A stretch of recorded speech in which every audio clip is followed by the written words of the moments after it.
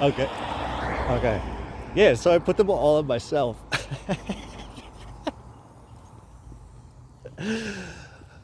I put all the curses on myself because I thought to my I thought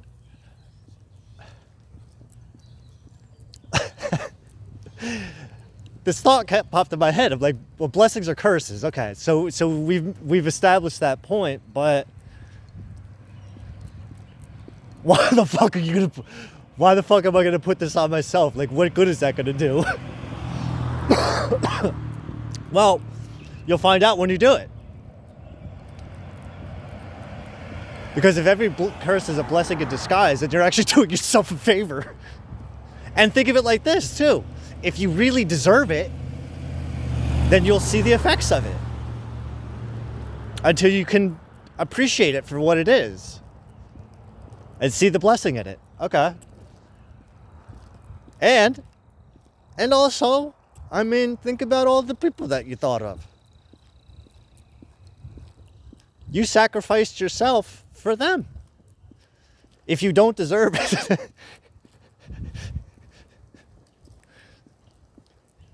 if the curse isn't meant to stick to you, then there's a possibility it'll bounce off. And who knows where it'll go. Maybe it'll go to someone who actually deserves it. And it'll teach them the same lesson that you learned.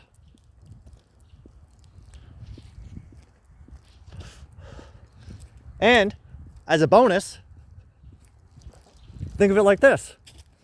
If you learn how to reverse engineer a fucking curse and send it back, you won't ever have to worry about anyone trying to put some hoodoo voodoo shit on you. Because essentially, you'll know how to return it right back to the sender.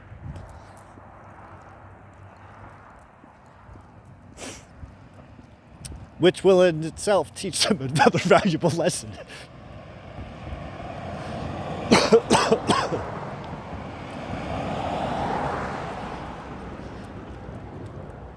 Which would be to make sure that the person that you're trying to curse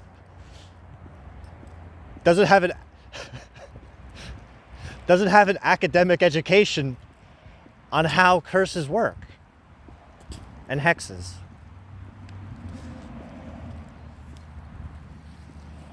But think of it like this. It's like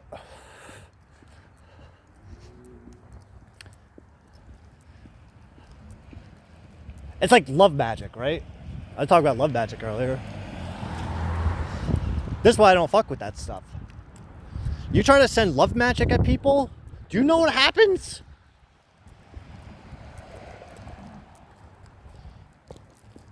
I have a friend who tried this shit.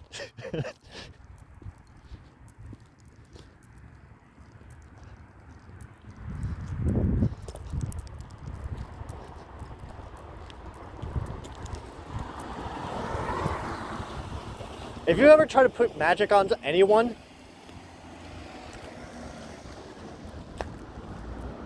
with the intention of having that magic force them to do something against their will,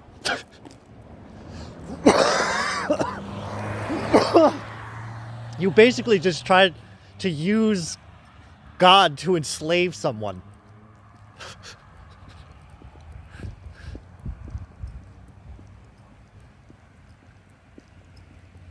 But here's the fucked up thing, is God is Satan. And he's not a tyrant, so to speak.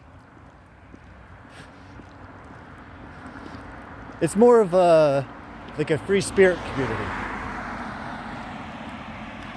Like the hell that they tell you about in the Bible, that's the bad part of town. That's the place you don't want to go.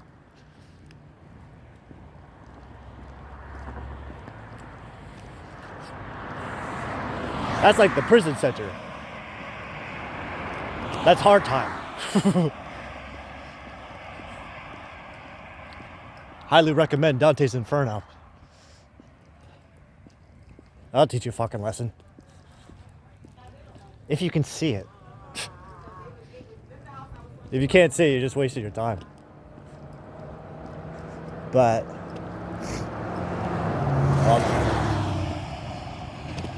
they make motherfuckers stick their heads underneath fucking boiling lakes of blood. They don't fuck around, man. It's not like walking around fucking downtown Dallas. This is a whole different type of fucking place.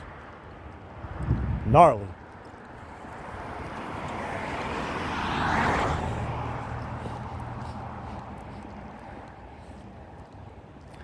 Why? Because all of those people that are down there, you know what they're down there for?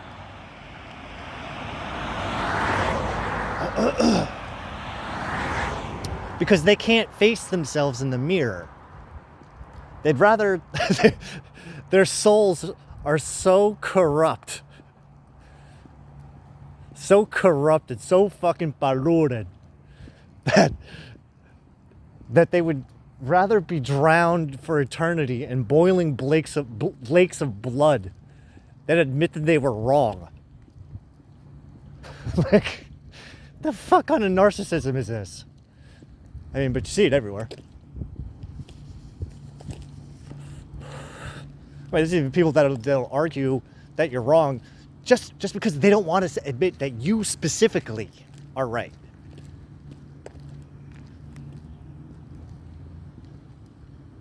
If it was any other person, then they'll say you. There's people that will say these things.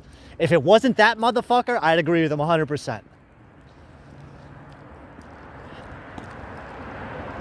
One of my favorite quotes. I will not learn politics, but I will allow politics to teach me. I love that. It says so much. Especially when you replace the word with the word politics with anything else.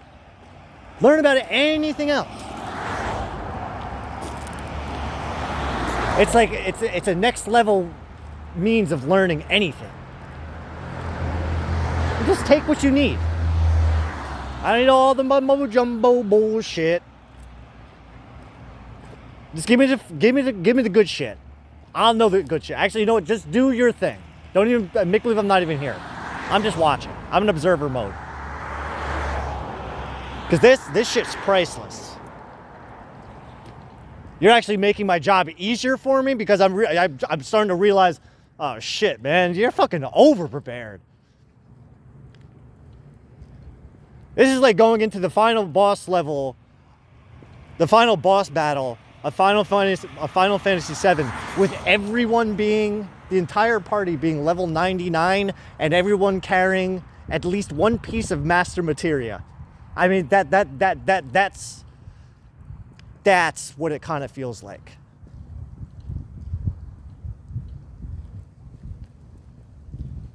Better be over-prepared than under-prepared. Better to have and not need than need and not have. These are facts. And if there's anything that playing Final Fantasy VII taught me, or any Final Fantasy for that matter, is always be over-prepared. Because you don't know what the fuck you're walking into. And it's better to be over-prepared and whoop the ass out of this motherfucker than have to sit here for the next fucking 2 hours and do it over and over and over and over. Just overpower the fucking shit out of everything. Get your shit, be the fuck out, and then run that motherfucker again.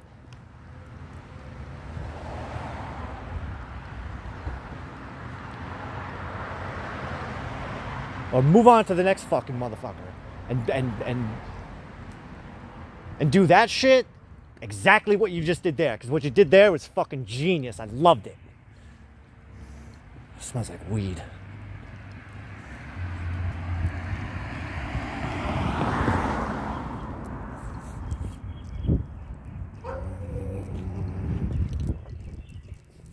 There it is again.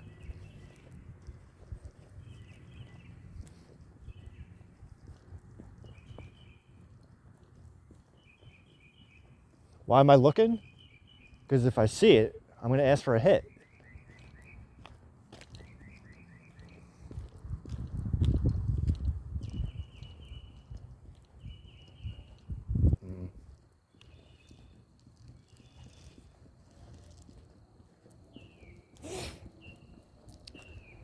this. 17 minutes. I know. I was walking home.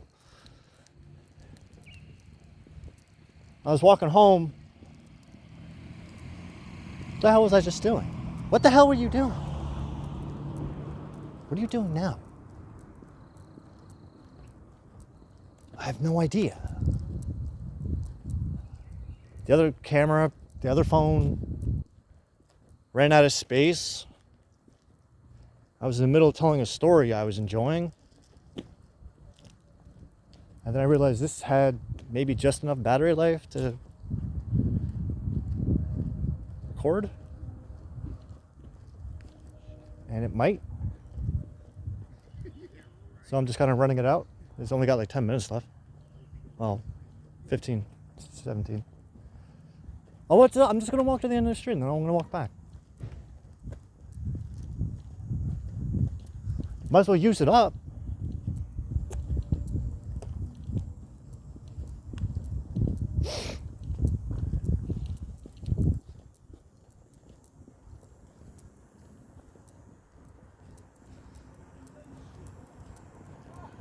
I mean, technically under the new law,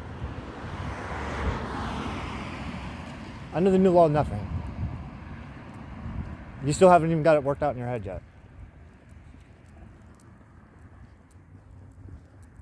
Yeah, but I think I like the thing that the Jews do. I think I'm up in the air on if I want to do that. What do the Jews do? They don't use a say. How do you say it? Their clock. Think of a clock, right? You know how a clock works. It's got a second hand, a minute hand, an hour hand. Second hand goes around 60 times. Minute hand goes around 60 times for every one time for an hour, right? Well, there's, and then we have daylight savings time. As the days get shorter, it gets darker sooner, right? You know what I mean? Like there's less hours of daytime, more hours of nighttime. All right, so here's how it works in Judaism, which is really fucking cool. There's none of that. There's none of that baloney. There's none of that bullshit. There's 24 hours in a day. There's 12 hours of daytime and there's 12 hours of nighttime. All year round. In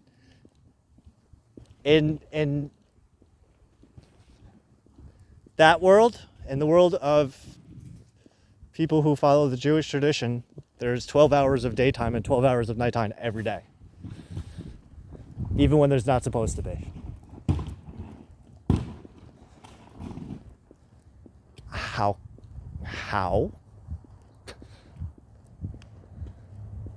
Well,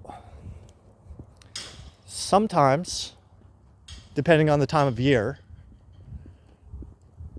a Jewish hour could be about 70 minutes. Or it could be in the 50s. It's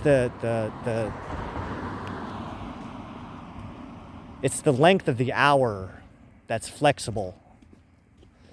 It's not, hi cat. It's not static like ours is. It has a little bit more flexibility to it. So instead of the hours of the day and night shifting, right? Instead of having like 18 hours of darkness and 6 hours of light, for instance, just say arbitrary numbers. The lengths of the hours are extended. So daytime goes from sunrise to sunset. Nighttime is from sunset to sunrise.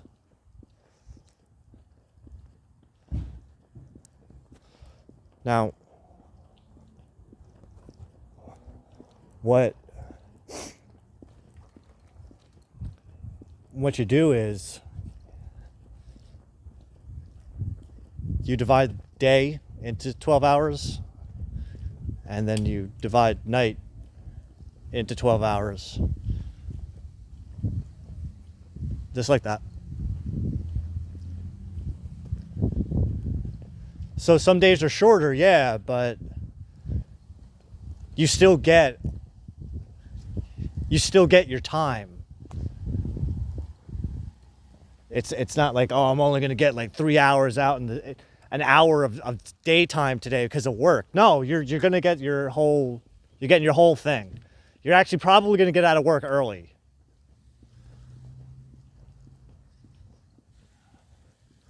Sometimes you might be at work later, and it's going to feel later because the hours are going to be longer.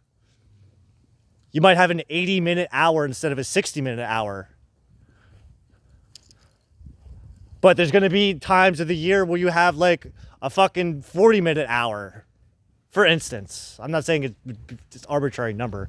Maybe like a 45-minute hour instead of a fucking 60-minute hour. It would fluctuate. It would fluctuate in a pattern. It might not be something that people would be used to at first. You'd have like wobbly legs at first. It would probably be like, it would probably feel a little bit like dementia, because you're now in this new reality bubble where it's actually breathing around you. So I'm training myself on how to be in that regularly.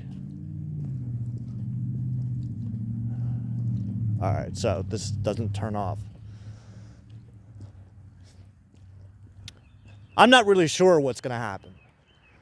Now, this technique is something that people use in like predictive astrology and stuff, and magic. People will say like, oh, when's the best time to cast a certain spell? Because yeah, there's certain times of the day, the week, the month, the year, where it's more opportune to cast a specific spell. Like for instance, there's Venus right there. So this would be a good time to find out what time of the day Venus, the hour is going to be ruled by Venus.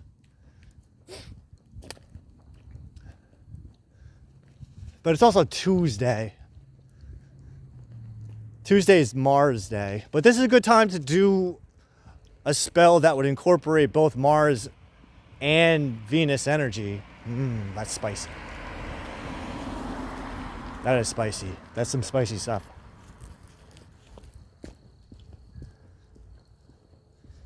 Because she's in Cancer right now, and he's in Leo. So it's like, I feel it.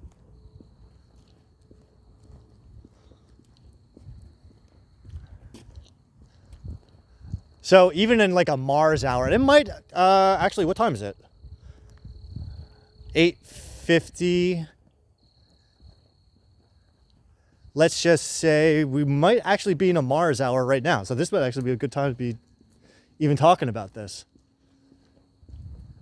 Because it's not going to be a Venus hour for another 2 hours, technically, if my calculations are correct. Which, this might actually be a good time for hot, passionate sex magic. What's hot, passionate sex magic? Well, sex magic is a unique kind of magic that uses sexual energy to achieve a desired result. It's not about getting laid. It's not about that.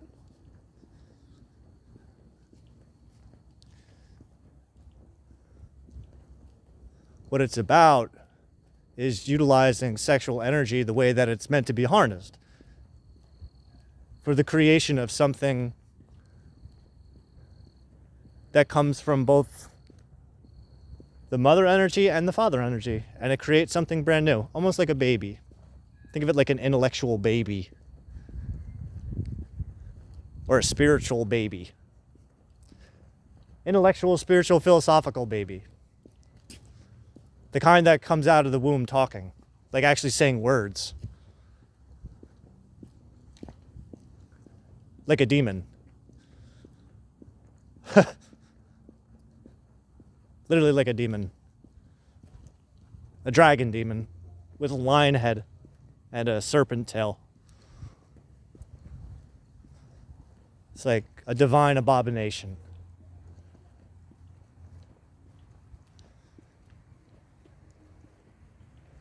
It's a new archetype I discovered.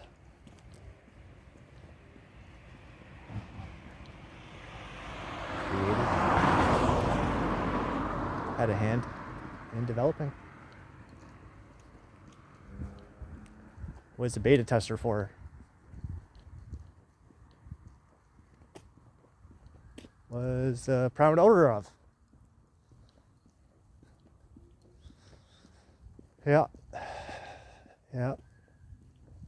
Just can't exactly give that one up. Nah.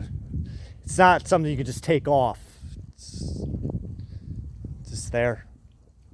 But that's alright. I like it.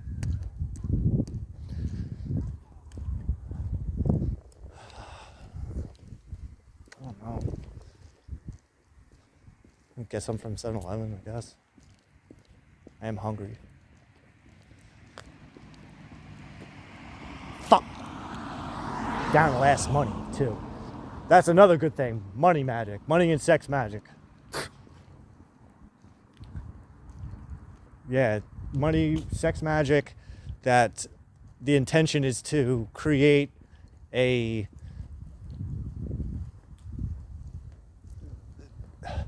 lion, dragon, serpent, demon baby that makes a fuck ton of money. Like all the money. Why all the money? For world betterment.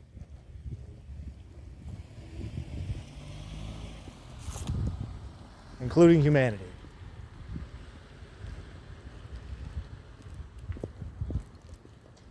So that all people of all nations, of all colors and creeds don't have to go collectively to the meat factory. Yeah.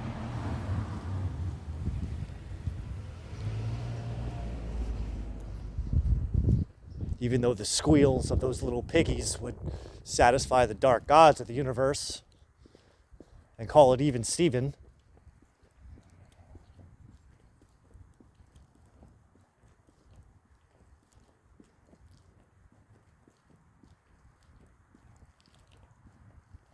Just saying. Because someone, if you're thinking it, so was someone else.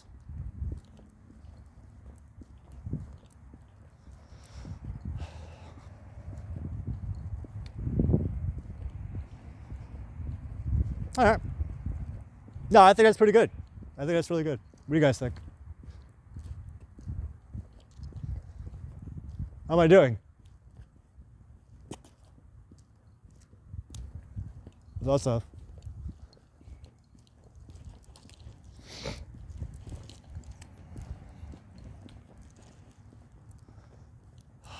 This is still going. This is still going, man. 3 minutes.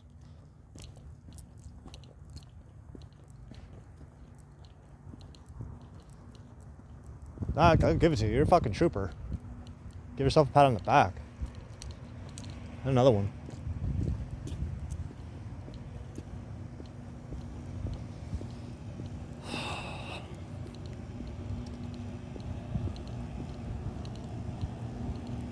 Nah, it'll come together as the day goes on. Don't even worry about it.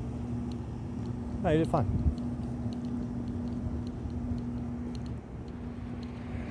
No, trust me, it seems perfectly normal. Nothing strange about it, I promise.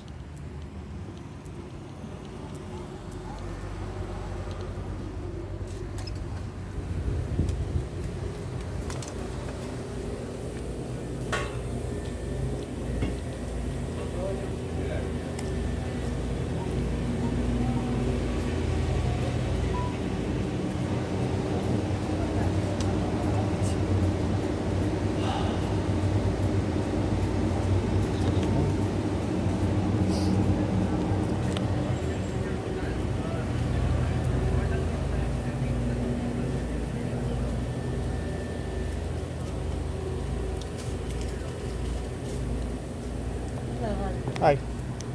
I need chicken. Huh? I need chicken. You need chicken? Yes, ma'am. What kind of chicken? I don't know. Surprise me. Whatever one you like the best. No, you know what? I'm gonna go with the one on the right. You want this one? Yeah, left.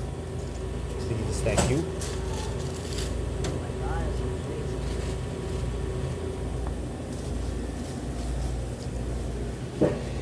My cheese.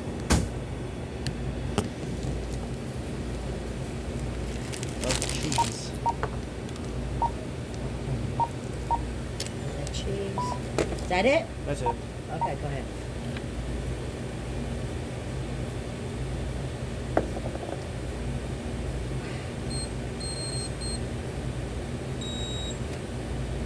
Cool. Okay. Thank you. Alright, I'll see you.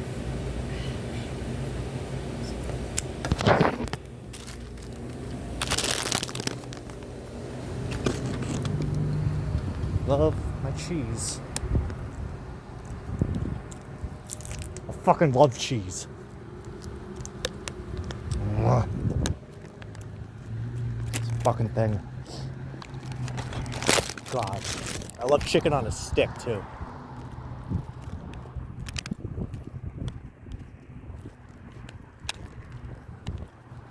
I love junk food. I fucking love junk food. I actually have sex fantasies about junk food. My ex-wife, we used to have what's called Fat Guy Night.